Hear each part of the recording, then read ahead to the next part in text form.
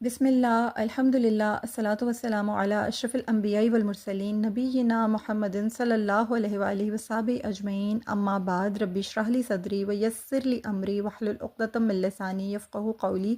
آمین یا رب العالمین۔ السلام علیکم ورحمۃ اللہ وبرکاتہ۔ الرحیق المختوم میں آج انشاءاللہ ہمارا لیکچر نمبر 56 سے سٹارٹ ہو رہا ہے، اور آج کا میرا ٹاپک ہے غزوہ احد، یعنی کفار قریش کی انتقامی جنگ۔ آج اس ٹاپک میں انشاءاللہ تعالی ہم اس بات کو سمجھنے کی کوشش کریں گے کہ اللہ رب العالمین نے اسلام دشمنوں کو کس طریقے سے نیست و نابود کیا۔ وہ نہایت اہم ایک انتقامی جنگی کارروائی کرنے کے لیے مدینہ میں داخل ہوئے، اور اس کے نتیجے میں غزوہ احد کی نوبت آ گئی، اور کس طریقے سے اللہ تعالیٰ نے، یعنی قانون ربانی ہے کہ ظلم کا سفینہ جو ہے وہ اللہ تعالیٰ نے ڈبو دیا، اور ہمیشہ کے لیے حق کی فتح جو تھی اسے بلند فرمایا، اس کی فتح مندی کا اعلان ہوا۔ اور اگر انہیں ذرا سی بھی عقل ہوتی نا تو یہ جنگ بدر کے نتائج سے عبرت پکڑتے، لیکن انہوں نے ایسا نہیں کیا۔ غزوہ احد کئی حوالوں سے خاص طور پر قابل ذکر ہے۔ دیکھیں، اہل مکہ نے جب ابو سفیان کی سرکردگی میں شوال 3 ہجری میں مسلمانوں پر جارحانہ چڑھائی کی، اللہ تبارک و تعالیٰ نے اس جنگ کے ذریعے مسلمانوں کو آزمایا۔ یعنی یہ جنگ احد جو ہے یہ ایک طرح سے مسلمانوں کے لیے آزمائش تھی۔ اس آزمائش نے انہیں مصفہ مجلہ کر کے ذر خالص بنا دیا۔ اس غزوے کی زبردست اہمیت کا اندازہ اس امر سے بھی لگایا جا سکتا ہے کہ اللہ تعالیٰ نے سورہ آل عمران میں تقریباً 60 آیات کریمہ اسی حوالے سے نازل فرمائی ہیں۔ اس غزوے میں نبی مکرم صلی اللہ علیہ وآلہ وسلم کی شجاعت اور حکمت و بصیرت کے بہت تابندہ پہلو سامنے آئے ہیں۔ آپ صلی اللہ علیہ وسلم اس غزوے میں شدید زخمی بھی ہوئے، لیکن آپ صلی اللہ علیہ وآلہ وسلم کا صبر و وقار، حسن تعامل، کریمانہ اخلاق اور حوصلہ و ولولہ امت مسلمہ کی رہبری کے لیے تا ابد مشعل راہ بن گیا۔ جب آپ صلی اللہ علیہ وآلہ وسلم مشرکوں کی الغار میں جبل احد کی آزمائش گاہ میں کھڑے ہوئے تھے، اس وقت صحابہ کرام رضی اللہ تعالیٰ عنہم آپ صلی اللہ علیہ وآلہ وسلم کے دست مبارک پر موت کی بیعت کر رہے تھے۔ یعنی اسلام کے پروانوں نے شمع نبوت پر فدا ہونے کے لیے بہت کڑی آزمائشوں کا سامنا کیا ہے۔ ان میں سب سے کٹھن آزمائش تو یہ افواہ تھی کہ نبی کریم صلی اللہ علیہ وآلہ وسلم شہید ہو گئے۔ یعنی اس غزوے میں صحابہ کرام رضی اللہ تعالیٰ عنہم اس امتحان عظیم سے گزرے، اور پھر اللہ تعالیٰ نے انہیں سرخرو فرمایا۔ اللہ تعالیٰ نے اللہ اور اللہ کے رسول صلی اللہ علیہ وآلہ وسلم سے جو ان کی محبت تھی، اس کی جو مودت تھی، جو انہوں نے مثالیں قائم کی تھیں، اس کی اللہ تعالیٰ نے خود گواہی دی ہے۔ اللہ تبارک و تعالیٰ نے قرآن مجید میں یوں ارشاد فرمایا، اور اللہ جاننا چاہتا تھا کہ کون ایمان والے ہیں، اور وہ تم میں سے بعض کو شہادت کا مرتبہ دینا چاہتا تھا، اور اللہ ظالموں کو پسند نہیں کرتا۔ اللہ ایمان والوں کو پاک صاف کر دینا اور کافروں کو مٹا دینا چاہتا تھا۔ سورہ آل عمران آیت نمبر 140 اور 141 میں اللہ پاک کا یہ ارشاد مبارک ہے۔ یعنی اس غزوے کے جو نتائج ہیں نا، اللہ تبارک و تعالیٰ کی ان میں بے پناہ حکمتیں پنہا تھیں۔ اس جنگ میں جہاں مسلمانوں کو رسول اللہ صلی اللہ علیہ وسلم کی اطاعت و پیروی کو لازم پکڑنے کا درس ملا ہے، وہاں منافقین اور ان کی خباثتیں بھی کھل کر سامنے آئیں۔ اس معرکے کے مختلف معجزے بھی ظاہر ہوئے، یعنی جو کچھ اللہ تعالیٰ کی طرف سے عطا ہوا مسلمانوں کو معجزانہ طور پر، وہ بھی ظاہر ہوئے ہیں۔ بے شمار اس میں ایسے واقعات ہمیں پڑھنے کو ملیں گے جن سے اہل ایمان کو اتقان ملے گا، رسوخ ملیں گے، استقامت ملے گی، اور ناقابل تسخیر قسم کی جو یوں کہہ لیجیے کہ جنگی صلاحیتیں ہیں، ان کے بارے میں بھی ہم سمجھیں گے۔ اس غزوے کے مختلف اسباب ہیں، ان کو ہم انشاءاللہ تعالیٰ تفصیل سے پڑھیں گے، اور اللہ تعالیٰ ہمیں توفیق عطا فرمائے کہ ہم اچھی طرح سے سمجھ سکیں، اور اللہ تعالیٰ ہمیں اپنی زندگیوں میں بہتری لانے کی توفیق عطا فرمائے۔ یہ سیکھنا سمجھنا میرے لیے، آپ کے لیے، ہم سب کے لیے اللہ تعالیٰ صدقہ جاریہ بنائے، ہم سے اللہ تعالیٰ سے قبول فرمائے، اور ہم سے کوئی خطا ہو جائے، کوئی شارٹ کمنگ ہو، اللہ تعالیٰ سے درگزر فرما دے، اور اللہ کے حبیب صلی اللہ علیہ وسلم کی خوشنودی حاصل ہونے کا یہ بہت بڑا ذریعہ ثابت ہو۔ آمین یا رب العالمین۔ غزوہ احد کے جو چند اسباب ہیں نا، انہیں سمجھنا بہت ضروری ہے۔ دیکھیں، جزیرہ نما عرب جو تھا نا، یہ اس کا مرکز مکہ مکرمہ تھا۔ اس جزیرہ نما کے گرد و نواح میں تقریباً سارے باشندے بت پرست تھے۔ یہ بات ہم اچھی طرح سے جانتے ہیں، ہم پڑھ چکے ہیں۔ وہ اپنی مذہبی رسمی جو بھی ان کی سماجی رسمیں تھیں، ان کی مذہبی رسمیں تھیں، ان کو انجام دینے کے لیے کہاں آتے تھے؟ مکہ مکرمہ آتے تھے۔ اس طرح مکہ ایک انتہائی اہم مذہبی و سماجی مرکز کی حیثیت اختیار کر گیا تھا۔ اسی مناسبت سے قریش کو بھی ظاہر سی بات ہے مذہبی سے سیاسی، اقتصادی، سماجی لحاظ سے بڑا مقام اور احترام حاصل ہوا تھا۔ جب غزوہ بدر میں ان کو شکست ہوئی نا تو انتہائی ذلت اور ندامت کی پستیوں میں گر گئے یہ سب۔ ان کی سماجی، عسکری، سیاسی ساکھ جو تھی وہ ایک طرح سے ٹوٹ پھوٹ کے رہ گئی۔ بڑے بڑے سردار قتل ہو گئے، سارا مکہ ماتم کدہ بن گیا، کوئی گھر ایسا نہیں تھا جس میں بدر کی شکست کے چرچے نہیں ہوتے تھے۔ ہر عمل کا ایک رد عمل ضرور ہوتا ہے، یعنی ہر ایکشن کا ایک ری ایکشن ہوتا ہے۔ اب یہ جو تمام جتنے لوگ تھے نا، انہوں نے مل کر اس بات پر فیصلہ کیا کہ ہم اس شکست کا، اس ذلت کا بدلہ ضرور لیں گے، اور یہی وجہ تھی غزوہ احد رونما ہونے کی۔ یعنی غزوہ احد کا جو اصل سبب تھا وہ یہ تھا کہ قریش جنگ بدر میں جو ان کے پیاروں کی رسوا کن ہلاکت ہوئی تھی نا، اس کا بدلہ لینا چاہتے تھے اور اپنی آتش غضب کو بجھانا چاہتے تھے۔ دوسرا سبب یہ تھا کہ فتح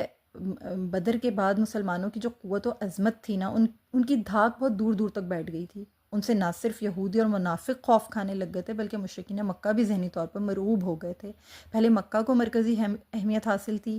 اب ہر میدان کی جو قیادت و سیادت تھی اس کا تاج اہل مکہ کے بجائے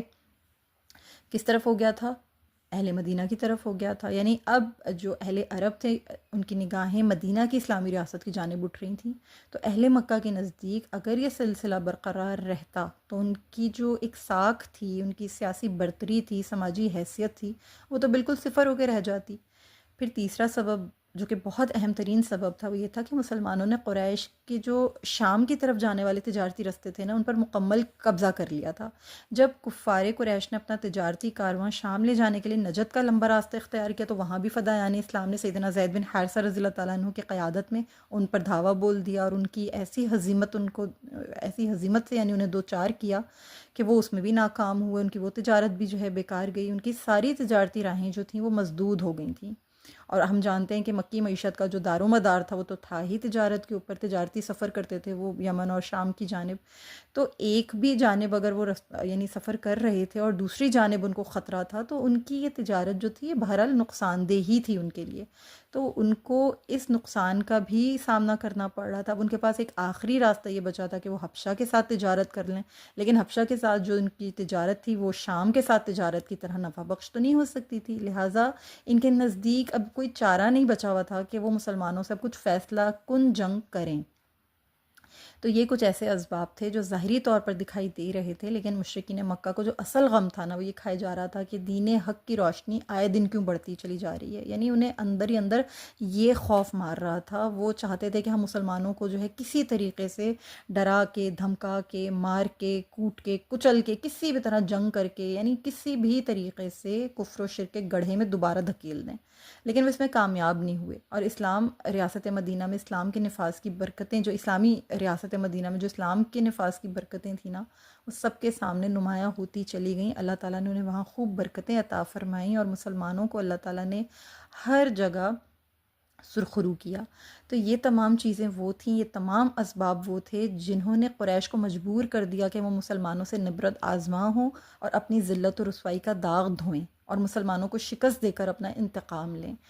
تو یہ کچھ اسباب تھے جن کی وجہ سے اب انہوں نے یہ پلان کیا کہ اب ہمیں یہ سب کچھ کرنا چاہیے، ہمیں اب ایک فیصلہ کن معرکہ کرنا ہے۔ مشرکین نے یوں کیا کہ جب ابو سفیان کی قیادت میں جب شام گیا تجارتی قافلہ اور جب وہاں سے واپس لوٹا تو دارالندوہ کے پاس رکا۔ وہاں پر دارالندوہ کے پاس ابو سفیان نے اپنے تجارتی قافلے کو جوں کا توں رہنے دیا، اسے تقسیم نہیں کیا، کیونکہ جن جن کا مال تھا اس کارواں کے اندر وہ ظاہر موجود تھے، یا وہ بدر گئے ہوئے تھے، یا تو وہ موجود نہیں تھے یا وہ بدر گئے ہوئے تھے۔ جب بدر سے واپسی کے بعد سرداران قریش جو تھے وہ جب ان کو مار دیا گیا اور وہ قتل ہو گئے، اور جو بقیہ جو ان کے جو بچے کچھ لوگ جو وہاں سے بچ بچا کے کسی طریقے سے واپس آئے تھے، تو ان کے ساتھ پھر یہ بات طے ہوئی کہ اب یہ جو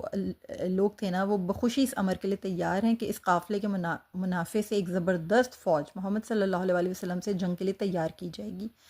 ان سب نے یہ دیکھ لیا تھا کہ ہمارے باپ دادے بیٹے کنبے قبیلے کس طرح سے بڑی تعداد میں جو ہیں لوگ قتل ہو چکے ہیں۔ تو یہ سب لوگ جو تھے، اب ابو سفیان نے انہیں تسلی دی اور کہا کہ اب قریش جو ہیں وہ اس بات کے اوپر متفق ہو جائیں، راضی ہو جائیں کہ ہم جتنا ہمارے پاس یہ منافع موجود ہے ہم اس کو جنگ کے لیے استعمال کریں گے، ہم اس میں سے 1 روپیہ بھی یہاں سے وہاں نہیں کریں گے۔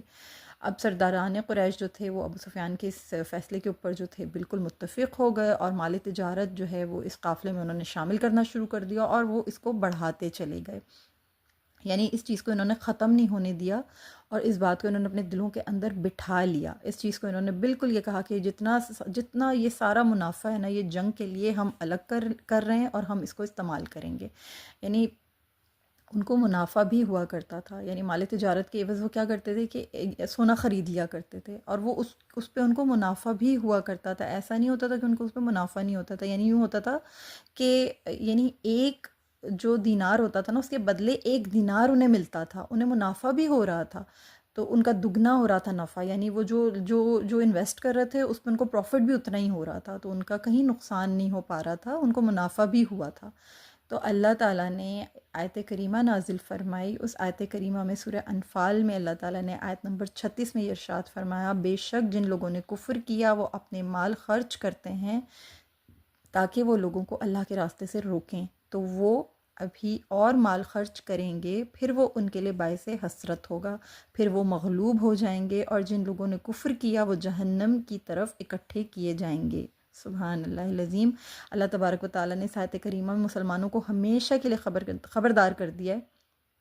کہ کفار مسلمانوں کے خلاف اپنے اموال خوب خرچ کرتے ہیں، لیکن فی الحقیقت مسلمانوں سے لڑائی کے بعد اپنا انجام اور شدید نقصان دیکھ کر اپنے اموال ضائع ہونے پر ماتم کرتے ہیں۔ انہیں صرف اس دنیا ہی میں نہیں بلکہ آخرت میں بھی دردناک عذاب ہوگا۔ تو یہ چیز جو ہے یہ اللہ رب العالمین نے یوں ارشاد فرمائی، اور مسلمانوں کو ظاہر سی بات ہے ان لوگوں کی آپس میں ایک جتھا بندی ہو رہی تھی۔ مشرکین مکہ نے تجارتی قافلے کا جو منافع تھا وہ لشکر کی تیاری کے لیے وقف کر لیا تھا۔ اب رسول اللہ صلی اللہ علیہ وسلم کے خلاف ایک نئی جنگ کے لیے کفار نے ارد گرد کے قبائل یعنی کنانہ اور اہل تہامہ میں سے اپنے پیروکاروں کے ساتھ ساز باز کی، اور ان سب کو جو ہے انہوں نے اکٹھا کیا، اور ان کو دیگر قبائل عرب کے پاس جو ہے اپنے بھیجنا شروع کیے، اپنے قاصد وغیرہ بھیجنا شروع کیے کہ ان سب کو بھی جنگ کی تیاری میں جو ہے شریک ہونا چاہیے اور شرکت کے لیے ان کو تیار کریں۔ انہوں نے اپنے تمام لوگوں کو اکٹھا کیا اور ان کو اکسایا۔ اس طرح سارا عرب جو تھا کافروں نے ان کو یکے بعد دیگرے جو ہے مدینہ کی اسلامی ریاست کے خلاف جنگ کے لیے اکٹھا کرنا شروع کر دیا۔ اب ہوا یہ کہ جب انہوں نے یہ تمام کام شروع کر دیا تو ان کا ایک باقاعدہ سے جتھا تیار ہو گیا۔ اب وہ جتھا جو تھا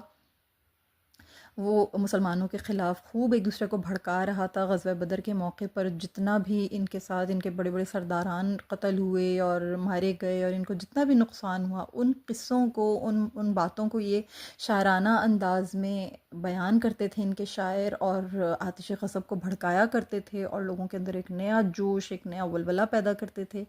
پھر یہ کہ نبی کریم صلی اللہ علیہ وآلہ وسلم اور مسلمانوں کے خلاف جو اہل لشکر کو جوش دلانے اور ان کے اندر ایک نیا قسم کا جو ہے ولولہ پیدا کرنے کے لیے اکابر قریش نے اپنی عورتوں کو بھی اس ٹولے میں ساتھ لے لیا۔ انہوں نے کہا کہ یہ بھی اب ہمارے ساتھ جو ہیں جائیں گی تاکہ جنگ کے وقت کوئی شخص بھاگنے نہ پائے، یعنی عورت کو دیکھ کر جو غیرت آئے گی۔ اور ان عورتوں کی قریش نے اپنی جو ان کی عورتیں تھیں ان کی یہ ڈیوٹی لگائی کہ وہ لشکر کے جو لوگ ہوں گے، لشکری جو ہوں گے، ان سب کو غیرت دلائیں گی، انہیں جذبہ شجاعت پر ابھاریں گی، انہیں حرب و ضرب پر آمادہ کرتی رہیں گی، اور انہیں کسی بھی جگہ پر جو ہے کمزور نہیں ہونے دیں گی۔ تو ان عورتوں کے پاس ظاہر ٹیکٹکس تھے ان کی جنگ کا، ایک اسٹریٹجی تھی ان کی جنگ کی کہ وہ وہاں پر جو ہے وہ دف بجاتی تھیں اور وہ اپنے انداز میں وہاں پر جو ہے وہ ان کو اشعار پڑھتی تھیں اور ان کو جوش دلاتی تھیں اور ایک ماحول بناتی تھیں۔ تو ان عورتوں کی جو تعداد ہے وہ ابن اسحاق کے نزدیک 8 ہے، واقدی کے نزدیک تقریباً 14 عورتوں کا تذکرہ ملتا ہے، جبکہ ابن سعد نے ان کی تعداد 15 بتائی ہے۔ اور غزوہ احد میں جو مشرکین کی طرف سے شریک ہوئی تھیں جو خواتین، ان میں بہت ساری خواتین کا نام آتا ہے لیکن تعداد میں جو ہے بہرحال فرق ہے۔ پھر ابو سفیان لوگوں کو دن رات رسول اللہ صلی اللہ علیہ وسلم اور مسلمانوں کے خلاف بھڑکاتا رہا، مختلف قبیلوں اور جماعتوں کو اکٹھا کرتا رہا۔ اسی طرح کرتے کراتے اس نے قریشیوں، ان کے حلیفوں، احابیش اور دیگر رضاکاروں سمیت 3000 کا ایک بڑا مسلح جتھا جمع کر لیا۔ احابیش کون ہوتے ہیں؟ احابیش کے بارے میں آپ کو بتاتی ہوں۔ احابیش جو ہیں یہ اصل میں یہ جو کفار تھے انہوں نے ایک لشکر جمع کیا تھا، اور اس لشکر میں انہوں نے بیسیکلی بہت سارے جو مدینہ کے جو یعنی مکہ کے جو کفار تھے انہیں جمع کیا تھا، اور انہوں نے ان سب جتنے بھی بنو کنانہ، بنو قریش، بنو خزیمہ، بنو خزاعہ اور بے شمار اور قبائل کے لوگ تھے، انہوں نے جبل حبیش کے نیچے بیٹھ کر قسم کھائی تھی کہ ہم لوگ ہمیشہ متفق رہیں گے اور ایک دوسرے سے مخالفت نہیں کریں گے، اور ضرورت کے وقت ایک دوسرے کی مدد کریں گے، دن ہو یا رات ہو، صبح ہو یا شام ہو، جب تک یہ حبیش قائم رہے گا ہم ایک دوسرے کے ساتھ رہیں گے۔ تو اس وجہ سے انہیں احابیش کہا جاتا ہے، یہ جو جتنے بھی قبائل تھے جنہوں نے جبل حبیش کے نیچے بیٹھ کر قسم کھائی تھی، تو اس حوالے سے انہیں احابیش کہا جاتا ہے۔ مجموعی طور پر ان کا نام یہ رکھا گیا تھا، غزوہ احد کے موقع پر قریش نے ان قبائل کو لڑنے کے لیے تیار کیا تھا، تو یہ سارے قبائل جو تھے یہ جبل حبیش کے نیچے بیٹھ کے انہوں نے قسم کھائی، اس لیے ان کا نام احابیش پڑ گیا۔ تو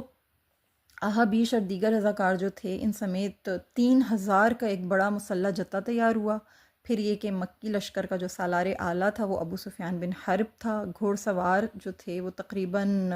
جو ان کے سورما تھے ان کی قیادت خالد بن ولید رضی اللہ تعالیٰ عنہ کو دی گئی، اور اس کی جو مدد تھی وہ اکرمہ بن ابو جہل کر رہا تھا، یعنی ابو جہل کا بیٹا تھا اکرمہ، وہ ان کی جو ہے کیا کر رہا تھا، مدد کر رہا تھا، اور جنگ کا جو علم تھا وہ بنو عبدالدار کے ہاتھ میں تھا۔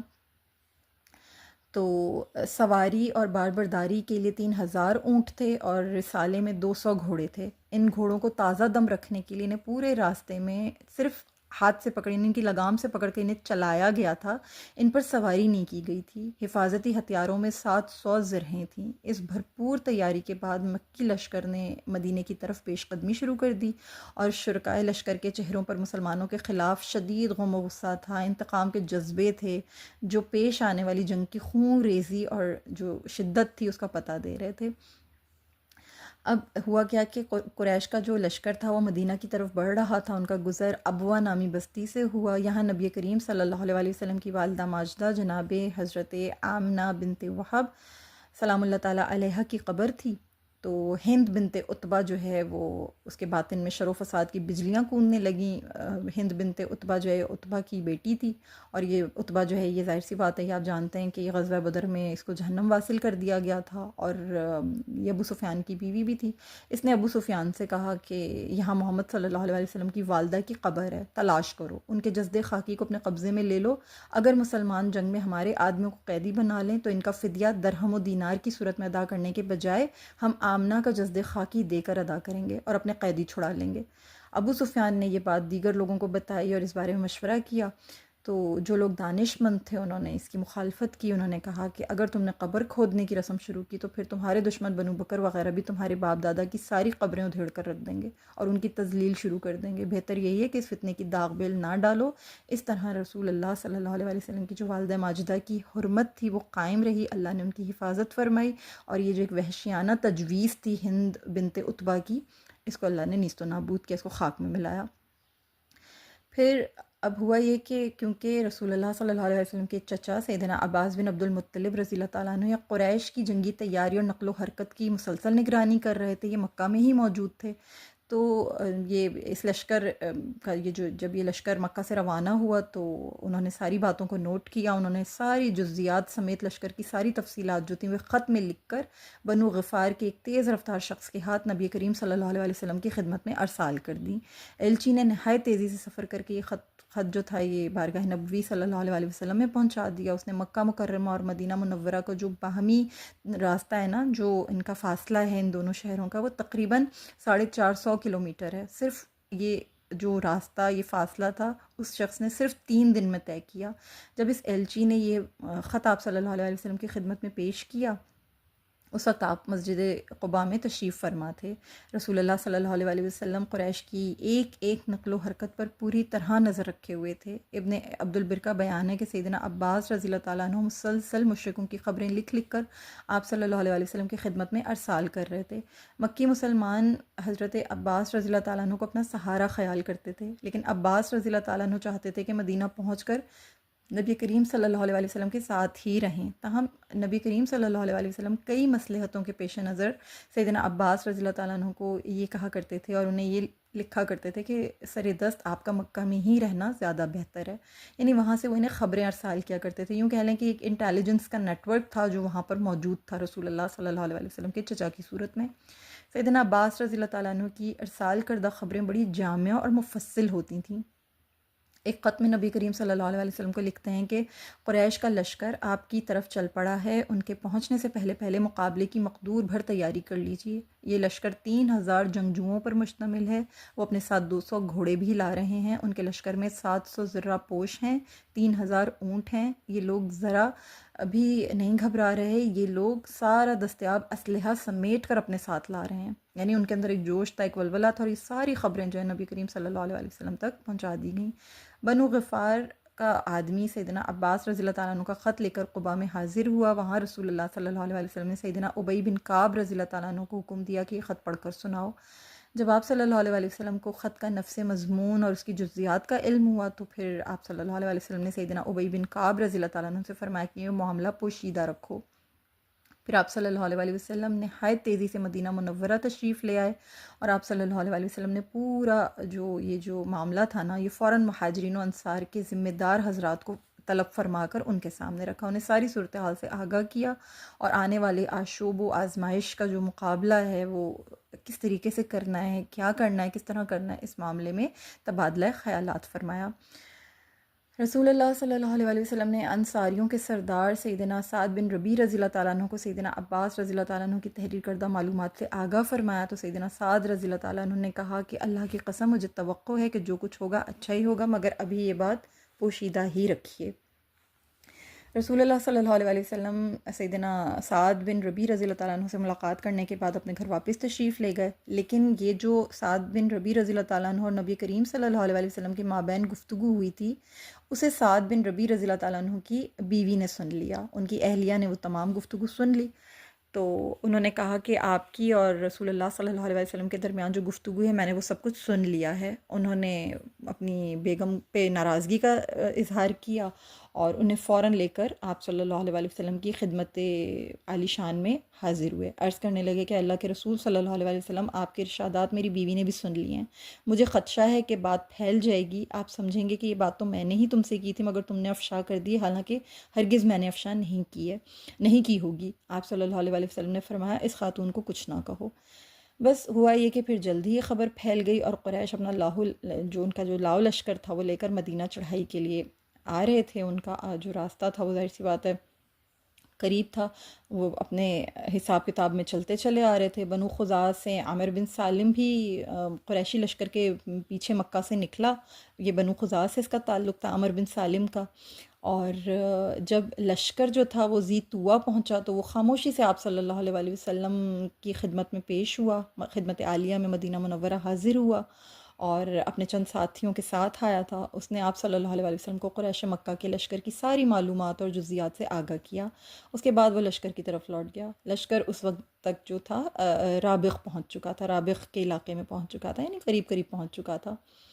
ابھی جو مدنی انٹیلیجنس تھی نا، یعنی مدینہ منورہ میں جو انٹیلیجنس نیٹ ورک تھا وہ بہت بیدار مغز لوگ تھے۔ رسول اللہ صلی اللہ علیہ وسلم معاملے کے ہر رخ پر نظر رکھتے تھے، یعنی وہ آج کے مسلمانوں جیسے غائب دماغ، آج کے مسلمانوں جیسے سوئے ضمیر اور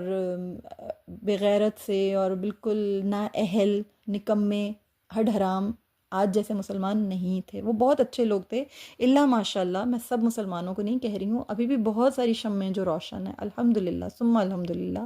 مگر میجورٹی کا جو حال ہے میں اس کے حوالے سے بات کر رہی ہوں، اور آج جیسا حال بہرحال نہیں تھا۔ اس وقت کے مسلمان بہت بیدار مغز تھے۔ اس جنگ کے معاملے میں بھی آپ صلی اللہ علیہ وسلم نے محض مکی خبر رسانوں پر ہی اکتفا نہیں کیا تھا، بلکہ آپ بیتاب تھے کہ دشمن کی نقل و حرکت اور سرگرمیوں کی تازہ ترین اطلاعات آپ صلی اللہ علیہ وسلم کو روزانہ موصول ہوتی رہیں۔ چنانچہ آپ صلی اللہ علیہ وسلم نے فضالہ بن عدی بن حرام کے دونوں بیٹوں انس اور مونس کو چپکے سے قریش کی سرگرمیاں جاننے اور ان کی تازہ ترین خبریں لانے کے لیے بھیجا۔ ان نوجوانوں نے قریش کو مدینہ کے بالکل قریب پایا۔ انہوں نے اپنے گھوڑے اور اونٹ مدینہ کے ارد گرد چراگاہوں میں چرنے کے لیے چھوڑ رکھے تھے، اور دونوں دشمن کے حالات کا جائزہ لے کر خاموشی سے واپس آ گئے اور رسول اللہ صلی اللہ علیہ وسلم کو قریش کے تازہ ترین احوال سے مطلع کر دیا. یعنی آپ صلی اللہ علیہ وآلہ وسلم کا جو انٹیلیجنس نیٹ ورک تھا وہ بہت فعال تھا، بہت اسمارٹلی ورک کرتا تھا، اور جو بھی سچویشن ہوتی تھی اس کو بالکل اس طرح واچ کرتے تھے، اس طرح اس پہ نظر رکھتے تھے، اس طرح ان پر قابو پا لیتے تھے کہ جیسے وہ بالکل پل پل کی جیسے خبر مل رہی ہوتی ہے نا، بالکل اس طرح سے واچ کر رہے ہوتے تھے، لائیو واچ کر رہے ہوتے تھے. آپ صلی اللہ علیہ وسلم اتنا اسمارٹلی دیکھ رہے ہوتے تھے تمام معاملات کو. اسی طرح رسول اللہ صلی اللہ علیہ وسلم نے سیدنا حباب بن منذر بن جمور رضی اللہ تعالیٰ عنہ کو بھی روانہ فرمایا. وہ بھی مکی لشکر کے اندر نہایت رازداری سے جا گھسے اور دشمن کے احوال، اس کی نفری، اسلحہ، تیاری کا زور و شور سب کچھ دیکھ کر واپس آ گئے. اور آپ صلی اللہ علیہ وسلم نے دریافت فرمایا کہ ما رأیتا، تم نے کیا دیکھا؟ انہوں نے عرض کیا کہ اللہ کے رسول صلی اللہ علیہ وسلم، میرے اندازے کے مطابق وہاں کم و بیش 3000 آدمی ہیں، 200 گھوڑے ہیں، 700 کی تعداد، اور 700 کی تعداد میں 2 دوہری زرہیں بھی ان کے پاس موجود ہیں. یعنی وہ اتنا تیاری کے ساتھ آئے ہیں. اور آپ صلی اللہ علیہ وسلم نے پھر ان سے مزید پوچھا کہ حل رأیتا زونا، کیا تم نے ان کے ساتھ عورتیں بھی دیکھی ہیں؟ عرض کیا جی ہاں، وہاں عورتیں بھی ہیں، ان کے پاس دف اور طبلے بھی ہیں. پھر فرمایا کہ مجھے اسی طرح اطلاع ملی ہے کہ قریش کو مقتولین بدر کی یاد تازہ کرانے اور جنگ پر اکسانے کے لیے ان کے ساتھ عورتیں بھی آئی ہیں. بہرحال تم کسی کے سامنے، نبی کریم صلی اللہ علیہ وسلم نے یوں ارشاد فرمایا کہ بہرحال تم کسی کے سامنے ان کے متعلق کچھ نہ کہنا، ہمیں اللہ تعالیٰ ہی کافی ہے، وہی بہترین کارساز ہے. اے اللہ، میں تیری ہی توفیق سے چلتا پھرتا ہوں اور دشمن پر حملہ آور ہو کر غالب آتا ہوں. رسول اللہ صلی اللہ علیہ وسلم کی یہ جو بیداری مغز تھی نا، یہ پوری طرح برسر کارساز تھی، برسر کار تھی. دشمن کے سارے کوائف کو، ساری ضروری معلومات کو جو کہ اس وقت چاہیے تھیں، ہونی چاہیے تھیں، آپ صلی اللہ علیہ وسلم کو وہ فراہم ہو گئیں. تو آپ صلی اللہ علیہ وسلم نے اپنے عسکری تدبر سے کام لیتے ہوئے یہ اہتمام کیا کہ یہ معلومات صیغہ راز میں ہی رہیں. اور مسلمانوں کی چیدہ چیدہ ایسے کماندار تھے، ان کے سوا کسی اور کو اس کا علم نہیں ہونے دیا. یہ خبریں مسلمانوں پر گھبراہٹ اور ذہنی دباؤ کا باعث بن سکتی تھیں، اور وہ حشاش بشاش اور دفاعی تیاریوں کے لیے چوکس، یعنی جس طرح سے ہونا چاہیے تھا وہ ہو سکتا تھا کہ نہ ہو پاتے، گھبرا جاتے، پریشرائز ہو جاتے. لہٰذا اب اس کو صیغہ راز میں رکھا گیا.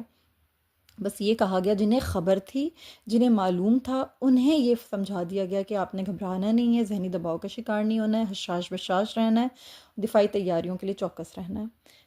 ہر ایک کو یہ باتیں نہیں بتانی ہے، ابھی صیغہ راز میں رکھنا ہے. یہی وجہ ہے کہ جب سیدنا عباس بن عبد المطلب رضی اللہ تعالیٰ عنہ کا خط سیدنا ابی بن کعب رضی اللہ تعالیٰ عنہ نے رسول اللہ صلی اللہ علیہ وسلم کو قباء میں پڑھ کر سنایا، تو آپ صلی اللہ علیہ وسلم نے انہیں یہ معلومات مخفی رکھنے کا حکم دیا تھا، کیونکہ آپ صلی اللہ علیہ وسلم یہ چاہتے ہی نہیں تھے کہ اچانک یہ بات جو ہے وہ پھیل جائے اور لوگ ایک دم سے پینک ہو جائیں. پینک نہیں چاہتے تھے آپ صلی اللہ علیہ وسلم، کیونکہ کیوس ایک الگ چیز ہوتی ہے اور پینک ایک الگ چیز ہوتا ہے. سم ٹائمز پینک کی وجہ سے بہت سارا نقصان ہو جاتا ہے. کیوس میں تو ہوتا ہی ہے، اس کی تو اسٹریٹجیز بنانی پڑتی ہیں، لیکن پینک اٹ سیلف بہت سارا نقصان پیدا کرنے کا سبب بن جاتا ہے. تو رسول اللہ صلی اللہ علیہ وسلم اس سے بچانا چاہتے تھے. ادھر مشرکین مدینہ کے قریب یہ جو مشرکین مکہ تھے، جب یہ مدینہ کے قریب پہنچے تو وادی قنا سے گزرے. پھر دائیں طرف سے قدرے کتراتے ہوئے یہ لوگ کوہ احد کے قریب عینین نامی ایک مقام پر انہوں نے پڑاؤ ڈال دیا. یہ وہیں پر رک گئی. یہ جگہ جو تھی یہ مدینہ کے شمال میں وادی قنا کے کنارے واقع ہے اور بالکل بنجر زمین ہے، اور بالکل وہاں پر جو ہے کچھ بھی نہیں تھا. قریش احد کے قریب بدھ کو پہنچے تھے. انہوں نے وہاں بدھ، جمعرات اور جمعے تک قیام کیا. رسول اللہ صلی اللہ علیہ وسلم جمعے کے روز 6 شوال 3 ہجری کو مدینہ سے نکلے، اور ہفتے کے روز جنگ ہوئی تھی. جو غزوہ ہوئی تھی ہفتے کے روز ہوئی تھی.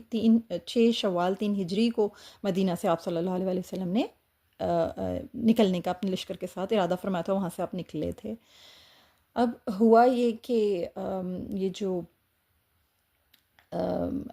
جو معاملہ ہے اس میں کچھ اس طرح کے معاملات پیش آئے کہ سیدنا سلمہ بن سلامہ بن وقش رضی اللہ تعالیٰ عنہ جمعے کے روز العرس گئے. وہاں ان کی کھیتیاں تھیں. وہ العرس کے قریب پہنچے تو انہوں نے دور سے دیکھا کہ 10 گھوڑ سوار چلے آ رہے ہیں. سیدنا سلمہ بن سلامہ رضی اللہ تعالیٰ عنہ نے ان پر پہلے تیر اندازی کی اور پھر پتھر پھینکے، یہاں تک کہ وہ بھاگ گئے. پھر وہ جلدی سے اپنے نخلستان میں آئے، وہاں سے اپنی پوشیدہ تلوار اور زرہ نکالی، پھر مسلح ہو کر نکلے. وہ جلدی سے اپنی قوم بنو عبد الاشل کے پاس پہنچے اور انہیں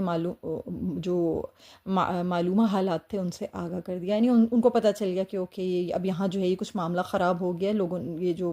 قریش کا جو لشکر ہے انہوں نے ہم پہ کہیں قریب انہوں نے حملہ کرنے کی اب تیاری شروع کر دی، یعنی اب وہ الرٹ ہونا شروع ہو گئے۔ اس کے بعد مدینہ میں عام لام بندی شروع ہو گئی، یعنی اب ہر بندہ جو تھا وہ اپنی اچانک جہریت سے نمٹنے کے لیے ہر وقت ہتھیار بند رہنے لگا، اور حتیٰ کہ وہ نماز میں بھی ہتھیار اپنے ساتھ رکھتے تھے۔ دوسری طرف انصار کے نہایت چسپ و چاق اور جوان مردوں کا ایک دستہ نبی کریم صلی اللہ علیہ وسلم کی حفاظت پر معمور ہو گیا۔ اس دستے میں سعد بن معاذ، اسید بن حضیر اور سعد بن عبادہ رضی اللہ تعالیٰ عنہم شامل تھے۔ یہ لوگ ہتھیار بند ہو کر ساری رات نبی کریم صلی اللہ علیہ وسلم کے گھر کے باہر پہرا دیتے تھے۔ اس طرح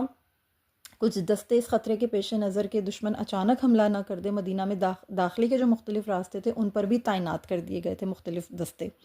دوسری طرف دشمن کی ٹوہ لگانے اور ان کی سرگرمیوں سے خبردار رہنے کے لیے مخصوص مردان کار نے بھی جاسوسی شروع کر دی تھی۔ یہ سراغ رساں ان راستوں پر گشت کرتے رہتے تھے جن سے گزر کر دشمن کی طرف سے مدینہ پر چھاپہ مار کارروائی کا امکان تھا کہ وہ یہاں پر اچانک سے کوئی حملہ کر دیں یا کوئی چھاپہ مار دیں یا کچھ اس طرح سے، یعنی پورا ایک یوں کہہ لیجئے کہ محافظت کا ایک پورا نیٹ ورک تیار کیا گیا، اور ڈفرینٹ ان کی ڈیوٹیز تھیں، ڈفرینٹ ان کے اسپاٹس تھے، اور ڈفرینٹ اسپاٹس پہ وہ اپنی ڈیوٹیز امپلیمنٹ کر رہے تھے، یا ان کو وہ اپنی جو بھی ان کی ذمہ داریاں تھیں انہیں پورا کر رہے تھے۔ پھر مدینہ کے ذرائع اطلاعات مکی لشکر کی جو ایک خبر تھی وہ مدینہ پہنچا رہے تھے، اور حتیٰ کہ اس کے جو پڑاؤ کی بابت جو آخری خبر تھی وہ یہ تھی کہ وہ وہاں پر موجود ہیں، وہ وہاں پر پڑاؤ ڈال چکے ہیں، یہ خبر بھی موصول ہو گئی۔ تو نبی کریم صلی اللہ علیہ وسلم اسی وقت فوجی ہائی کمان کی ایک مجلس شورا کا اجلاس طلب فرمایا آپ صلی اللہ علیہ وسلم نے، اور اس اجلاس کا جو مقصد تھا وہ درپیش سنگین صورتحال سے عہدہ برہا ہونے کے لیے، اور غور و فکر کرنے کے لیے، اور مؤثر حکمت عملی وضع کرنے کے لیے، اور باہم صلاح مشورہ کرنے کے لیے سب کو اکٹھا کرنا تھا۔ ایک مجلس شورا اجلاس طلب کیا گیا، اور جب تمام کماندار جمع ہو گئے تو رسول اللہ صلی اللہ علیہ وسلم نے اللہ تعالیٰ کی حمد و ثنا کی، پھر گفتگو کا آغاز فرمایا، اور وہ خواب بیان فرمایا آپ صلی اللہ علیہ وسلم نے جو آپ صلی اللہ علیہ وسلم نے شب جمعہ کو دیکھا تھا۔ سیدنا ابو موسیٰ الاشعری رضی اللہ تعالیٰ عنہ کہتے ہیں کہ نبی کریم صلی اللہ علیہ وسلم نے خواب بیان کرتے ہوئے فرمایا، میں نے خواب میں دیکھا کہ میں نے اپنی تلوار سونتی تو اس کا اگلا حصہ ٹوٹ گیا، اس کی تعبیر احد میں شہید ہونے والے مومنوں سے کی گئی۔ میں نے دوبارہ تلوار کھینچی تو وہ پہلے سے بھی زیادہ خوبصورت ہو گئی۔ یہ اس فتح کی خوشخبری تھی جو اللہ تعالیٰ نے مومنوں کو دی تھی اور انہیں یکجا کر دیا تھا۔ میں نے ذبح ہوتی ہوئی گائیں بھی دیکھیں، اللہ کا ہر کام خیر یعنی بہتر ہوتا ہے، بس ان سے مراد احد میں شہید ہونے والے مومن تھے، اور خیر وہ مراد تھی جو غزوہ بدر دوم کے بعد حاصل ہوئی تھی، یعنی جب مومنوں کو پتہ چلا تھا کہ کافر جمع ہو رہے ہیں تو اس خبر سے ان کے ایمان میں مزید اضافہ ہو گیا تھا، اسے خیر کہا گیا ہے۔ اور اس سچائی اور ثابت قدمی کا ثواب مراد تھا جو اللہ تعالیٰ نے ہمیں بدر کے دن عطا کیا تھا۔ سیدنا عبداللہ بن عباس رضی اللہ تعالیٰ عنہما فرماتے ہیں، نبی کریم صلی اللہ علیہ وسلم کو بدر کے روز جو تلوار ملی تھی وہ ذوالفقار تھی، جسے احد کے دن نبی کریم صلی اللہ علیہ وسلم نے خواب میں دیکھا۔ نبی کریم صلی اللہ علیہ وسلم نے فرمایا، میں نے اپنی تلوار ذوالفقار میں دندانے پڑے دیکھے، اس کی تعبیر میں نے تمہیں لاحق ہونے والی شکست سے کی ہے۔ میں نے دیکھا کہ میں نے اپنے پیچھے ایک مینڈھا بٹھا رکھا ہے، میں نے اس کی تعبیر لشکر کے مینڈھے یعنی مشرکین کے سردار کے قتل سے کی ہے، اور میں نے دیکھا کہ میں نے مضبوط ذرہ پہن رکھی ہے، اس کی تعبیر میں نے مدینہ سے کی ہے۔ پھر میں نے ذبح ہوتی ہوئی گائیں دیکھیں، اللہ کی قسم یہ ذبح ہونا بھلائی ہے، اللہ کی قسم یہ ذبح ہونا بھلائی ہے۔ یہ خواب بیان فرمانے کے بعد رسول اللہ صلی اللہ علیہ وسلم نے اپنے مجاہد ساتھیوں سے مشورہ کیا۔ آپ صلی اللہ علیہ وسلم نے پوچھا کیا مدینہ میں رہتے ہوئے قلعہ بند ہو کر مشرکین کا مقابلہ کیا جائے یا باہر نکل کر پنجہ آزمائی کرنا مناسب ہوگا؟ ایک دوسری روایت میں یہ بھی آیا کہ آپ صلی اللہ علیہ وسلم نے فرمایا کہ مدینہ ہمارے لیے محفوظ ڈھال ہے، اگر تم یہیں رہو اور جہاں ان لوگوں نے پڑاؤ ڈال رکھا ہے انہیں وہیں رہنے دو تو تمہارا کیا خیال ہے؟ اگر وہ وہیں رہیں گے تو انتہائی ناموافق جگہ پر رہیں گے، اگر وہ یہاں پہنچ گئے تو ہم مدینہ ہی میں رہ کر ان سے برسر پیکار ہو جائیں گے۔ یہ جو حدیث ہے نا، یہ نبی کریم صلی اللہ علیہ وسلم نے اپنے صحابہ سے جو ہے یوں بیان فرمائی تھی۔ یہ سوال آپ صلی اللہ علیہ وسلم مجلس شورا میں بیان فرما رہے ہیں، یعنی اپنے صحابہ سے ہی سوال کر رہے ہیں۔ نبی کریم صلی اللہ علیہ وسلم کا خیال یہی تھا کہ مدینہ ہی میں رہیں اور دشمن کا مقابلہ کریں، لیکن ان لوگوں نے جو بدر میں شریک نہیں ہو سکے تھے نا، اب اپنی حسرت نکالنا چاہتے تھے وہ تمام لوگ، یعنی وہ تمام صحابہ۔ انہوں نے کہا کہ اللہ کے رسول صلی اللہ علیہ وسلم ہمیں ان لوگوں کے جو ان کے مقابلے کے لیے باہر لے جائیے، ہم وہی فضیلت حاصل کرنا چاہتے ہیں جو اہل بدر کو نصیب ہوئی تھی۔ اس سلسلے میں عبداللہ بن ابی کی رائے بھی رسول اللہ صلی اللہ علیہ وسلم کے موافق تھی۔ وہ اس مجلس میں خزرج کے ایک سرکردہ نمائندے کی حیثیت سے شریک تھا، اور آپ جانتے ہیں کہ وہ منافقین کا سردار تھا، لیکن اس نے آپ صلی اللہ علیہ وسلم کی رائے سے اتفاق اس لیے نہیں کیا کیونکہ وہ ظاہر سی بات ہے جنگی نقطہ نظر سے وہ یہی موقف جو ہے اس کو صحیح لگ رہا تھا۔ اس کا مقصد بھی یہی تھا کہ وہ جنگ کے شعلوں سے اپنی جان کو بچائے رکھے اور کسی کو اس کی منافقت اور بزدلی کا احساس بھی نہ ہونے پائے۔ یعنی وہ چاہتا تھا کہ میں رسول اللہ صلی اللہ علیہ وسلم کی رائے سے ہی اتفاق کروں، میں ان کی رائے کے خلاف نہ جاؤں، اور ہم مدینہ میں ہی رہتے ہیں، ہم باہر نہ نکلیں۔ لیکن اللہ تعالیٰ کو کچھ اور ہی منظور تھا۔ اللہ تعالیٰ چاہتا تھا کہ اب یہ شخص اپنے رفقا سمیت سر عام رسوا ہو جائے اور ان کے کفر و نفاق پر بظاہر اسلام کا جو پردہ پڑا ہوا ہے وہ اتر جائے، یہ لوگ بے نقاب ہو جائیں، اور آشوب و آزمائش کی اس گھڑی میں مسلمانوں پر یہ حقیقت کھل کے سامنے آ جائے کہ ان کی آستینوں میں کتنے اور کیسے کیسے سانپ رینگ رہے ہیں۔ اللہ اکبر۔ چنانچہ صحابہ کی ایک جماعت نے جو بدر میں شریک نہیں ہوئی تھی، یعنی شرکت سے رہ گئی تھی، نبی کریم صلی اللہ علیہ وسلم کو مشورہ دیا کہ میدان میں تشریف لے جاتے ہیں۔ انہوں نے اپنی اس رائے پر بہت اصرار کیا، حتیٰ کہ بعض صحابہ رضی اللہ تعالیٰ عنہم نے عرض کیا کہ اے اللہ کے رسول صلی اللہ علیہ وسلم، ہم تو اسی دن کی تمنا کیا کرتے تھے اور اللہ سے اس کی دعائیں مانگا کرتے تھے، اب اللہ تعالیٰ نے ہمارے دشمن کو ہمارے قریب لا پھینکا ہے، آپ ہمیں دشمن کے مد مقابل ہی لے چلیں، وہ لوگ یہ نہ سمجھیں کہ ہم ان سے ڈر گئے ہیں۔ ایک انصاری نے کہا کہ اللہ کے رسول صلی اللہ علیہ وسلم، ہم اپنی گھاٹی احد کے قریب بھی دشمن سے نہیں لڑیں گے تو پھر کب لڑیں گے؟ اور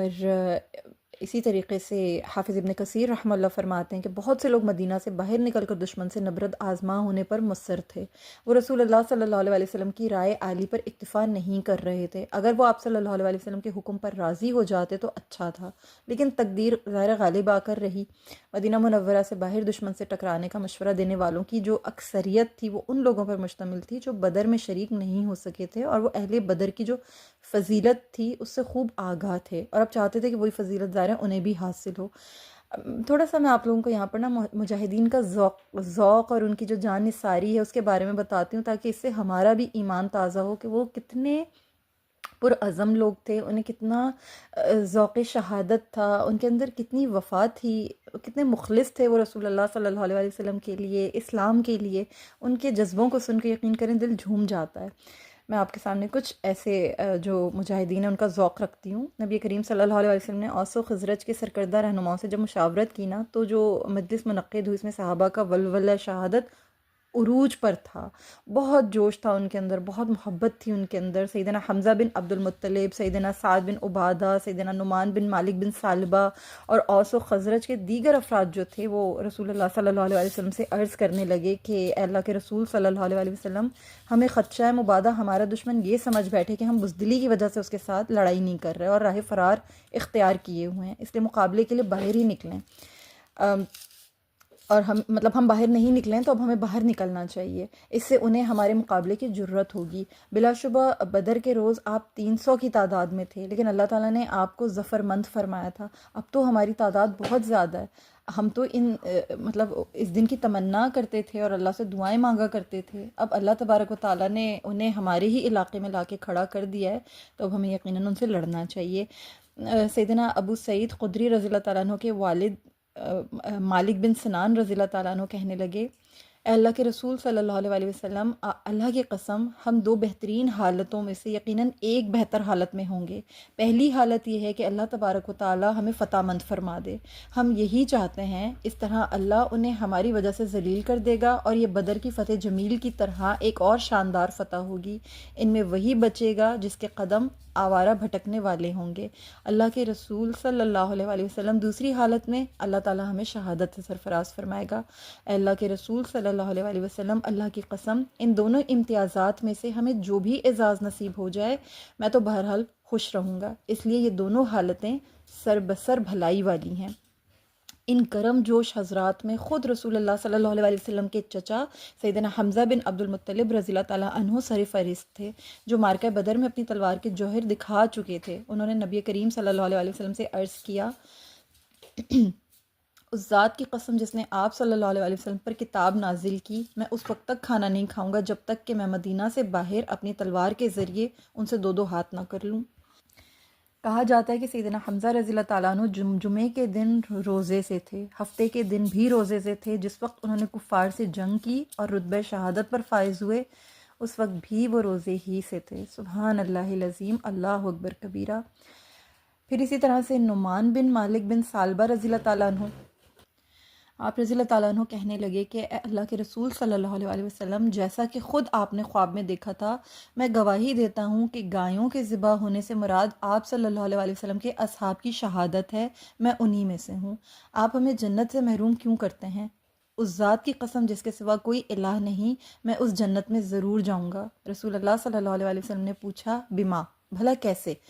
نعمان رضی اللہ تعالیٰ عنہ بولے کیونکہ میں اللہ اور اس کے رسول صلی اللہ علیہ وآلہ وسلم سے محبت کرتا ہوں اور جنگ کے دن ہرگز نہیں بھاگتا۔ آپ صلی اللہ علیہ وآلہ وسلم نے فرمایا صدقتا، تم نے سچ کہا۔ چنانچہ نعمان بن مالک رضی اللہ تعالیٰ عنہ احد کے روز شہید ہو گئے۔ اللہ اکبر کبیرہ، اللہ اکبر کبیرہ۔ ایاز بن اوس بن عتیق رضی اللہ تعالیٰ عنہ، یہ بھی آپ صلی اللہ علیہ وآلہ وسلم کے صحابہ میں سے تھے۔ انہوں نے عرض کیا کہ اے اللہ کے رسول صلی اللہ علیہ وآلہ وسلم، ہم بنو عبد الاشہل بھی ذبح کی ہوئی گایوں میں سے ہیں۔ اے اللہ کے رسول صلی اللہ علیہ وآلہ وسلم، ہم امید رکھتے ہیں کہ ہم بھی قتل کریں گے اور قتل بھی ہوں گے، ہم جنت کی طرف بڑھ جائیں گے اور انہیں جہنم میں دھکیل دیں گے۔ اے اللہ کے رسول صلی اللہ علیہ وآلہ وسلم، مجھے ہرگز گوارا نہیں کہ قریش اپنی قوم میں واپس جائیں تو یہ کہیں کہ ہم نے محمد صلی اللہ علیہ وآلہ وسلم کو ان کے گھر یعنی یثرب کے قلعوں اور گڑھیوں میں محصور کر دیا۔ یہ قریش کی بڑی جسارت ہوگی، انہوں نے ہمارا علاقہ پامال کر ڈالا ہے۔ اگر ہم اپنی چیزوں کا تحفظ نہیں کریں گے تو ہم کھیتی باڑی بھی نہیں کر سکیں گے۔ اے اللہ کے رسول صلی اللہ علیہ وآلہ وسلم، جب جاہلیت میں عرب ہم پر حملہ آور ہوتے تھے تو ہم اپنی تلواریں سونت کر ان پر جھپٹ پڑتے تھے اور اپنا دفاع کرتے تھے۔ آج اللہ نے ہمیں آپ کی ذات بابرکات کے ذریعے قوت بخشی ہے اور ہم نے بھلائی پر چلنے کا رستہ پہچان لیا ہے، تو آج ہمارا زیادہ حق ہے کہ ہم اپنے گھروں ہی میں محصور نہ بیٹھے رہیں۔ سبحان اللہ العظیم، یہ ان کا ایسا نادر جذبہ تھا، یہ ان کی ایسی محبتیں تھیں، ایسا ان کا ذوق شہادت تھا، ایسی مجاہدانہ ان کے اندر ایک روح تھی جو ان کو اس طرح کے حالات میں بھی انہیں جام شہادت نوش کرنے کے لیے بے چین کر رہی تھی۔ سبحان اللہ العظیم، کتنا ایمان تازہ کر دینے والے ان کے حالات تھے۔ اور ان کے آپ تقاضا دیکھیں نا ان کا، کہ ان کا تقاضا کیا کہ دونوں حالتوں میں ہی ہم تو خوش ہیں، ہمارے لیے تو دونوں ہی معاملات بہتر ہیں۔ ہم یا تو شہید ہو جائیں گے یا پھر اللہ کی راہ میں باہر نکل کے دشمن پر حملہ آور ہوں گے، یا تو ہم فتح مند ہو جائیں گے یا پھر ہم نے شہید ہو جانا ہے، تو دونوں ہی حالتیں ہمارے لیے بہتر ہیں، اور ہم بزدلوں کی طرح اندر تو نہیں بیٹھے رہیں گے۔ اب تو آپ ہمارے ساتھ ہیں یا رسول اللہ صلی اللہ علیہ وآلہ وسلم۔ سبحان اللہ العظیم، اللہ اکبر کبیرہ۔ اسی طرح حضرت ابو سعد خیثمہ بن خیثمہ رضی اللہ تعالیٰ عنہ کا نادر جذبہ ہے، وہ بھی میں آپ کے سامنے رکھتی ہوں۔ وہ بھی اللہ کے رسول صلی اللہ علیہ وسلم کی خدمت میں کھڑے ہوئے کہنے لگے، اے اللہ کے رسول صلی اللہ علیہ وسلم، قریش ہمارے خلاف سارا سال ٹڈی دل جتھے جمع کرتے رہے ہیں، انہوں نے عرب اور اس کی وادیوں کے لوگوں کو اکٹھا کر لیا ہے، یہاں تک کہ احابیش بھی ان کے ساتھ ہیں، جو میں نے ابھی آپ کے ساتھ ذکر کیا نا کہ جبل حبیش کے نیچے جن قبائل نے قسم کھائی تھی وہ احابیش تھے۔ تو وہ یہ فرما رہے تھے کہ اب تو یہاں تک کہ اب تو احابیش بھی ان کے ساتھ ہیں، یہ سب اکٹھے ہو کر آئے ہیں، ان کے پاس گھوڑے بھی ہیں، اونٹ بھی ہیں، انہوں نے ہمارے علاقے میں ڈیرا ڈال لیا ہے، یہ لوگ ہمارے گھروں اور قلعوں کا محاصرہ کرنا چاہتے ہیں۔ اگر یہ لوگ اسی طرح صحیح سالم واپس چلے جائیں اور انہیں کوئی گزند ہی نہ پہنچے تو یہ جری ہو جائیں گے، جب چاہیں گے ہم پر چڑھ دوڑیں گے، یوں ہمارے اطراف و اکناف محفوظ نہیں رہیں گے، یہ ہر طرف ہماری گھات میں بیٹھ جائیں گے، ان لوگوں نے ہماری کھیتیاں اجاڑ دی ہیں، ان کی دیکھا دیکھی دوسرے عرب بھی ہم پر یلغار کریں گے اور ہمیں للچائی ہوئی نظروں سے دیکھنے لگیں گے۔ قوی امید ہے کہ اللہ تعالی ہمیں فتح یاب فرمائے گا۔ ہمارے یہاں اللہ کا یہی دستور رہا ہے، یا دوسری چیز ہمارے یہاں شہادت ہے۔ سبحان اللہ العظیم، اللہ اکبر۔ یہ واقعہ پڑھنے کے بعد نا مجھے ایسے محسوس ہو رہا ہے کہ یہ جذبہ اگر آج کے مسلمان کے پاس بھی ہو تو کیا ہے اسرائیل اور کیا ہے اسرائیل کی قوت۔ کتنے ہیں یہود؟ گنتی بھر کتنے ہیں؟ اگر آپ ان کی پرسنٹیج نکالیں تو یہ کتنے ہیں؟ اور سارے کفار بھی اگر مل کے ایک ہو جائیں، جیسے کہ یہ سارے جتھا بنا کر اکٹھے ہو گئے اور آ گئے ہیں، تو اگر مسلمان اکٹھے ہو جائیں اور یہی جذبہ ایمانی ہو تو کیا مشکل ہے، کیا عذر ہے، کیا وجہ ہے کہ اللہ تعالیٰ مدد نہ فرمائے، کیا وجہ ہے کہ اللہ تعالیٰ ان کفار کے دل پر مسلمانوں کا رعب اور مسلمانوں کا دبدبہ نہ طاری کرے۔ ہاؤ کم اٹ پاسبل، یہ ہو سکتا ہے، یہ ہوگا، لیکن کب ہوگا؟ جب مسلمان کے اندر بھی ایمانی قوت بیدار ہوگی، مسلمان کے اندر بھی جذبہ شہادت بیدار ہوگا، اس کے اندر بھی مجاہدانہ ایک روح زندہ ہوگی، یہ تبھی ہو سکتا ہے، یہ ایسے نہیں ہو سکتا، یہ صرف بیٹھ کے باتیں کرنے سے نہیں ہوگا، اور بیٹھ کے اسلامی لیڈرز کو گالیاں نکالنے اور ایک دوسرے پر تو میں کرنے اور تھو فلاں بہت برا، فلاں بہت نکما، فلاں بہت نالائق، یہ سب کچھ کرنے سے، اسلامی لیڈرز کو کوسنے سے اور اپنے حصے کی کوئی ذمہ داری پوری نہ کرنے سے ہمیں کچھ حاصل نہیں ہوگا۔ ہمیں انڈیویجولی بھی بہت کچھ کرنا ہے، ہمیں اپنے جائزے لینے، خود اپنے آپ کو بہتر کرنا ہے، اپنے ایمان پہ، اپنی تربیت پہ بہت توجہ دینی ہے، تب کہیں جا کے ہم یہ کہنے کے قابل ہوں گے کہ دوسرا بندہ ایمان کے کس درجے پہ کھڑا ہوا ہے۔ پھر ہم کسی کے ایمان کو للکار سکتے ہیں، یا کسی کے ایمان پہ انگلی اٹھا سکتے ہیں، یا کسی کے جذبے پہ کوئی بات کر سکتے ہیں، جبکہ ہمارا اپنا جذبہ کم سے کم اپ ٹو مارک ہو۔ بہرحال یہ نبی صلی اللہ علیہ وسلم کے وہ صحابہ تھے، یہ وہ عظیم شخصیت ہیں جو غزوہ بدر میں شرکت سے محروم رہے تھے، اور وجہ کیا تھی کہ انہوں نے اپنے بیٹے کے ساتھ قرہ اندازی کی تھی، اور قرہ ان کے بیٹے کے نام نکلا تھا۔ اللہ تعالیٰ نے ان کے بیٹے کو شہادت کا جو درجہ تھا، اللہ نے وہ انہیں ان کے بیٹے کو عطا فرمایا، اور یہ خود شہادت کے نہایت آرزو مند تھے۔ یہ خود بیان کرتے ہیں کہ میں نے رات کو خواب دیکھا تو بیٹے سے ملاقات ہوئی، وہ انتہائی حسین و جمیل ہو گیا تھا، جنت کی نہروں کے کنارے پھلوں کے انبار میں ٹہل رہا تھا۔ وہ کہہ رہا تھا، والد محترم آئیے ہمارے ساتھ جنت میں رہیے، اللہ نے مجھ سے جو وعدہ فرمایا تھا وہ پورا فرما دیا ہے۔ اے اللہ کے رسول صلی اللہ علیہ وسلم، اللہ کی قسم اب میں بھی اس کے ساتھ جنت میں رہنے کا متمنی ہوں۔ میں عمر رسیدہ ہو گیا ہوں، میری ہڈیاں کمزور پڑ گئی ہیں، بس اب میں اللہ سے ملاقات کرنے کے لیے تڑپ رہا ہوں۔ اے اللہ کے رسول صلی اللہ علیہ وسلم، اللہ تعالیٰ سے میرے لیے دعا فرمائیے کہ وہ مجھے شہادت عطا فرمائے اور جنت میں سعد سے ملاقات کرا دے۔ رسول اللہ صلی اللہ علیہ وسلم نے ابو سعد خیثمہ رضی اللہ تعالیٰ عنہ کے لیے دعا فرمائی، اللہ تعالیٰ نے احد کے دن انہیں شہادت کا تاج پہنایا۔ سبحان اللہ العظیم، اللہ اکبر کبیرہ، اللہ اکبر کبیرہ، سبحان اللہ العظیم۔ جب اوس و خزرج کے اکثر لیڈروں نے باہر جا کر دشمن کا مقابلہ کرنے پر اصرار کیا تو نبی کریم صلی اللہ علیہ وسلم نے لوگوں کو جمعہ پڑھایا، واعظ نصیحت کی، شجاعت اور مردانگی کی تلقین فرمائی، اور کہا کہ صبر کرو گے تو کامیاب رہو گے۔ جو ہی لوگوں کو پتہ چلا کہ آپ صلی اللہ علیہ وسلم نے احد جانے کا ارادہ فرما لیا تو وہ نہال ہو گئے، خوش ہو گئے، بہت زیادہ ان کے دلوں کو سکون ملا، ان کے دلوں کو قرار ملا۔ لیکن بہت سے لوگوں نے اس وجہ سے ناپسندیدگی ظاہر کی کہ آپ صلی اللہ علیہ وسلم کے موقف کے مطابق مدینہ میں رہ کر مقابلہ کرنے پر عمل نہیں ہو رہا تھا۔ بہرحال آپ صلی اللہ علیہ وسلم نے دشمن سے نمٹنے کے لیے لوگوں کو یعنی تیاری کرنے کا حکم فرما دیا۔ پھر آپ صلی اللہ علیہ وسلم نے عصر کی نماز پڑھائی، سب لوگ جمع ہو گئے، اوالی مدینہ بھی تمام لوگ آ گئے، یعنی اوالی مدینہ جو تھے، جو باہر کے مدینہ سے جو باہر کے لوگ تھے، عورتوں اور بچوں کے تحفظ کے لیے انہیں گھڑیوں میں جمع کر دیا گیا۔ رسول اللہ صلی اللہ علیہ وسلم اپنے گھر تشریف لے گئے۔ آپ صلی اللہ علیہ وسلم کے ساتھ حضرت ابو بکر و حضرت عمر رضی اللہ تعالیٰ عنہما بھی تھے۔ ان دونوں یاران وفا شعار نے آپ صلی اللہ علیہ وسلم کے سر مبارک پر امامہ باندھا، جنگی لباس پہنایا، لوگ آپ کے حجرے اور منبر کے درمیان صف باندھے آپ صلی اللہ علیہ وسلم کا انتظار کر رہے تھے۔ اسی دوران سعد بن معاذ اور اسعید بن حضیر رضی اللہ تعالیٰ عنہما تشریف لے آئے۔ انہوں نے لوگوں سے کہا کہ تم لوگوں نے رسول اللہ صلی اللہ علیہ وسلم سے بہت باتیں کی ہیں، انہیں مدینہ سے باہر نکلنے پر مجبور کیا ہے، حالانکہ ان پر آسمان سے وحی نازل ہوتی ہے۔ تم اس معاملے میں فیصلے کا اختیار رسول اللہ صلی اللہ علیہ وسلم ہی کو سونپ دو، تم ان کے ہر حکم اور خواہش و رائے پر عمل کرو اور ان کی اطاعت کرو۔ لوگ ابھی یہ باتیں کر رہے تھے کہ آپ صلی اللہ علیہ وسلم اپنے گھر سے باہر تشریف لے آئے۔ اس وقت آپ صلی اللہ علیہ وسلم نے جنگی اسلحہ اور ذرہ زیبتن فرمائی ہوئی تھی،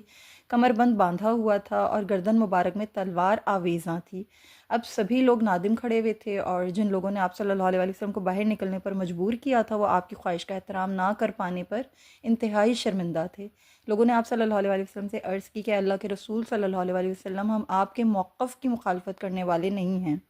آپ جو بہتر سمجھتے ہیں وہی کیجیے، ہمارے لیے ہرگز روا نہیں کہ ہم آپ کو مجبور کریں، فیصلہ اللہ تعالیٰ اور آپ صلی اللہ علیہ وسلم ہی کے سپرد ہے۔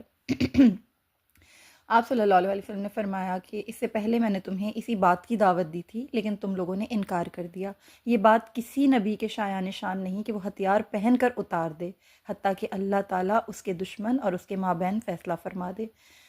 پھر نبی کریم صلی اللہ علیہ وسلم نے ارشاد فرمایا، میں تمہیں جو حکم دوں اسے بغور پیش نظر رکھو اور عمل کرو، اللہ کا نام لے کر چلو، اگر تم صبر کرتے رہے تو کامیابی تمہارے ہی لیے ہے۔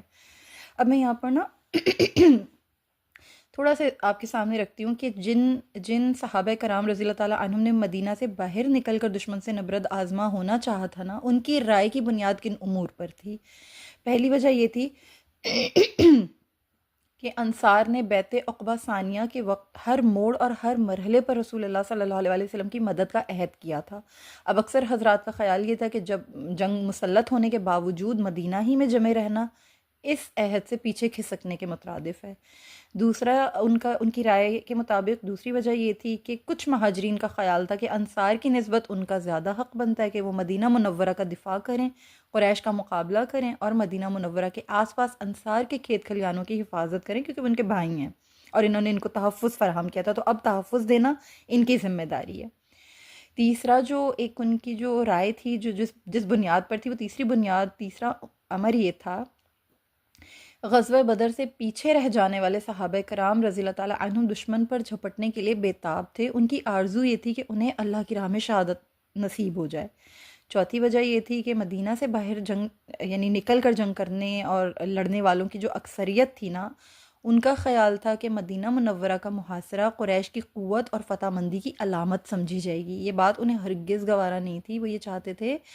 کہ ہم باہر نکل کر ان سے لڑیں، سامنے آ کر لڑیں۔ مزید برآں انہیں یہ خدشہ بھی تھا کہ محاصرہ اگر طویل ہو گیا تو اس کی بنا پر ہو سکتا ہے کہ مسلمانوں کو جو ہے امداد اور رسد وغیرہ سے محرومی لاحق ہو جائے، اور یہ خطرہ انہیں ستا رہا تھا۔ وہ اس خوف میں مبتلا ہو رہے تھے، انہیں یہ خدشہ تھا ایکچولی۔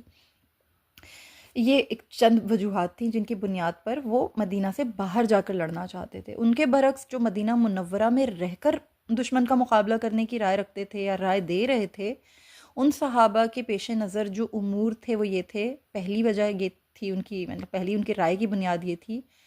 کہ مکی لشکر مختلف گروہوں پر مشتمل ہے، لہٰذا اس کے لیے زیادہ دیر محاصرہ کرنا ممکن نہیں ہوگا۔ اس کے بارے میں ان کے مابین لازماً اختلافات اور پھوٹ پڑیں گی، یعنی اتنے سارے جو یونائٹڈ ہو کر آئے ہیں تو کہیں نہ کہیں ان کے مفادات، ان کے نظریات کہیں نہ کہیں مختلف ہیں، ڈیفرنٹ ہیں، تو ان کے اندر کوئی نہ کوئی بات، کوئی نہ کوئی چیز لازماً اختلاف کی وجہ بنے گی اور ان کے اندر پھوٹ پڑے گی، جیسے کہ بدر میں بھی ہوا تھا، ان میں پھوٹ پڑ گئی تھی تو ان میں پھوٹ لازماً پڑے گی۔ دوسرا وہ یہ کہہ رہے تھے کہ جو شہر اس انداز سے تعمیر ہوں کہ وہاں کے حوض اور قلعے دفاعی لحاظ سے مستحکم ہوں، ایسے شہروں کا گھیراؤ بے سود ثابت ہوتا ہے۔ اندر انہیں ہر چیز پرووائڈڈ ہوتی ہے تو انہیں تو کسی چیز کی تنگی نہیں ہوتی ہے، ان کے پاس حوض بھی ہیں، ان کے پاس قلعے بھی ہیں، تو دفاعی لحاظ سے وہ مستحکم ہیں، یعنی مدینہ جو ہے وہ انٹرنلی کافی مستحکم تھا۔ تو وہ کہہ رہے تھے کہ ایسے شہروں کا گھیراؤ بے سود ثابت ہوتا ہے، کوئی فائدہ نہیں ہوتا ہے، تو ان لوگوں کو فائدہ نہیں ہوگا، ہم اندر ہی رہیں گے تو ہم کر سکتے ہیں، ان کے خلاف اپنی مہم جو ہے وہ جاری رکھ سکتے ہیں۔ تیسرا ان کا خیال یہ تھا کہ دفاع کرنے والے جب اپنے گھر والوں میں موجود ہوں گے تو اپنے بیٹوں، بیٹیوں، بیویوں کی حفاظت کے لیے وہ جان کی بازی لگا دیں گے، آبویسلی زیادہ فعال ہو جائیں گے، زیادہ ایکٹیو ہو جائیں گے، زیادہ اگریسو ہو جائیں گے، تو ان کے لیے زیادہ بہتر ہے یہ سچویشن۔ چوتھی بات وہ یہ کہہ رہے تھے، چوتھا ان کا نظریہ یہ تھا کہ عورتوں اور بچوں کے جنگ میں شریک ہونے کی وجہ سے دفاعی سرگرمیوں میں مدد ملے گی،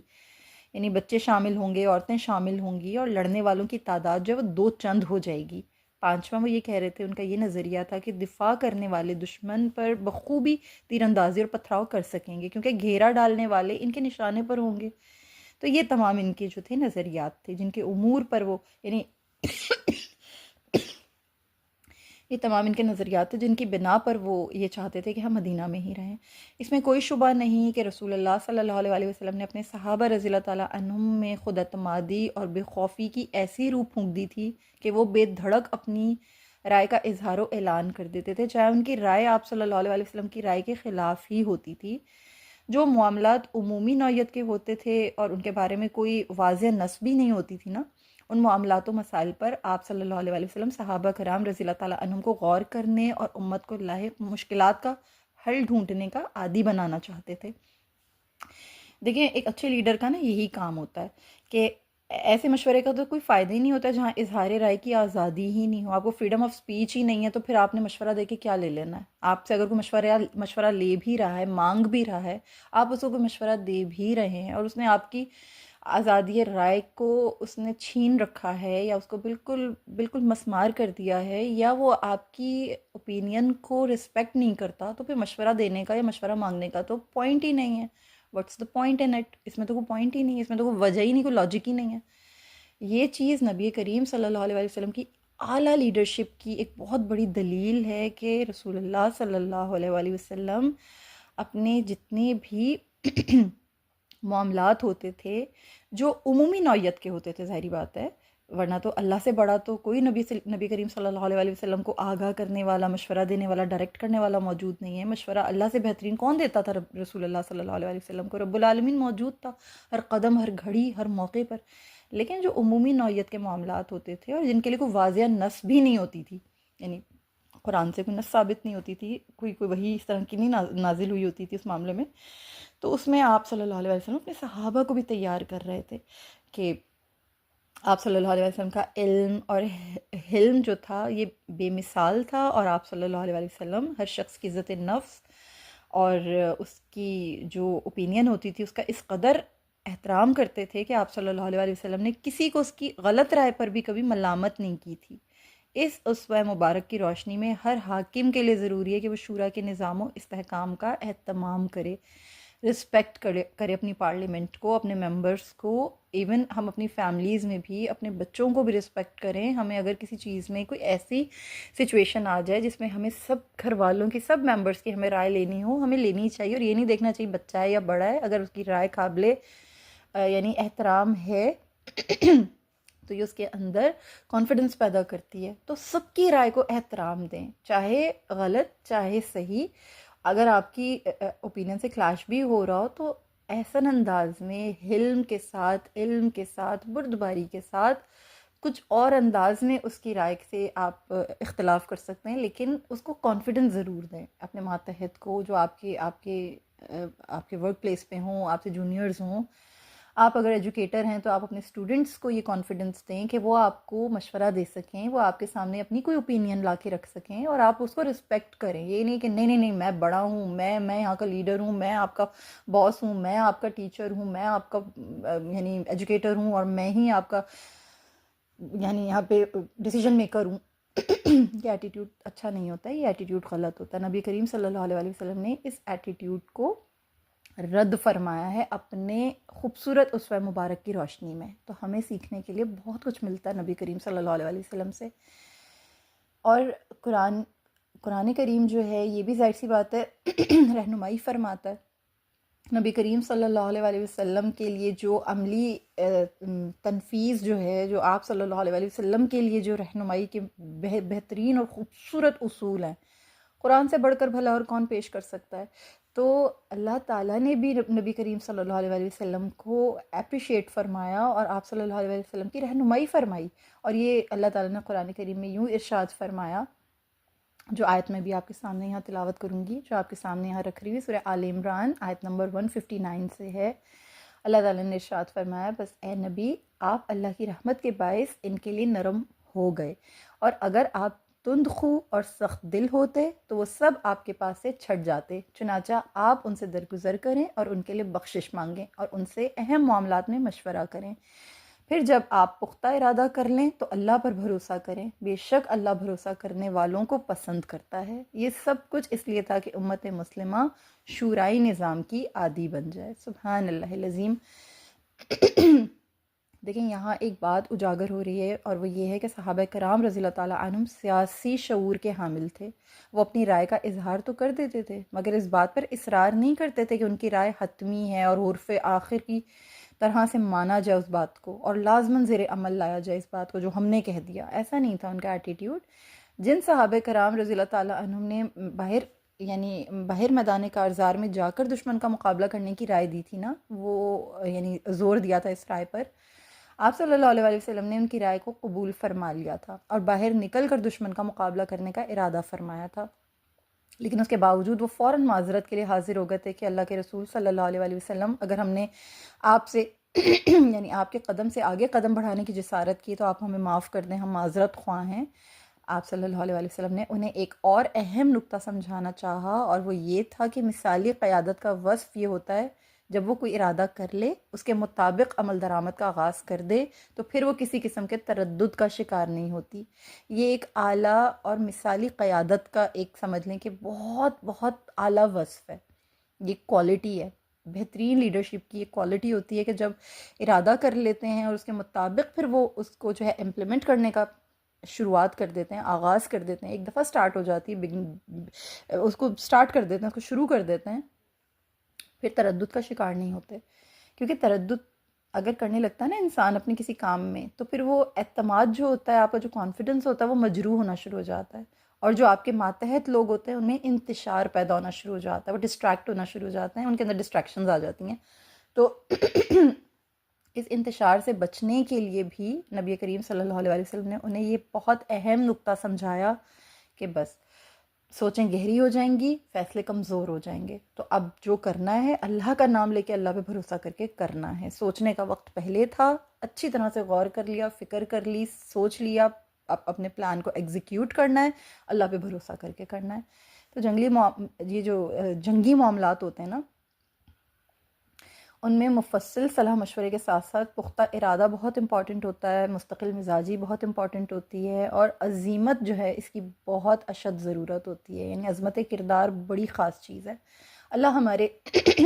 لیڈرز کو یہ توفیق عطا کرے، اسپیشلی ہمارے جو چیفز ہیں، یو نو واٹ آئی مین، اللہ ان فوجی قیادتوں کو یہ توفیق عطا کر دے کہ ان کے اندر بھی یہ جو پختہ ارادہ، مستقل مزاجی اور عزیمت ہے، اللہ تعالیٰ ان کے اندر اس کی روح پھونک دے۔ یہ جو ایک کلچر ہے ہمارے، یس باس، جی باس، باس از آلویز رائٹ، ہمارا یہ کلچر اللہ کہیں کسی طریقے سے یہ بت توڑے اور ہمارے اندر کوئی مرد قلندر آئے، واقعی کوئی مرد مجاہد آئے، ورنہ صرف نام کا آرمی چیف ہونا کوئی کمال نہیں ہے۔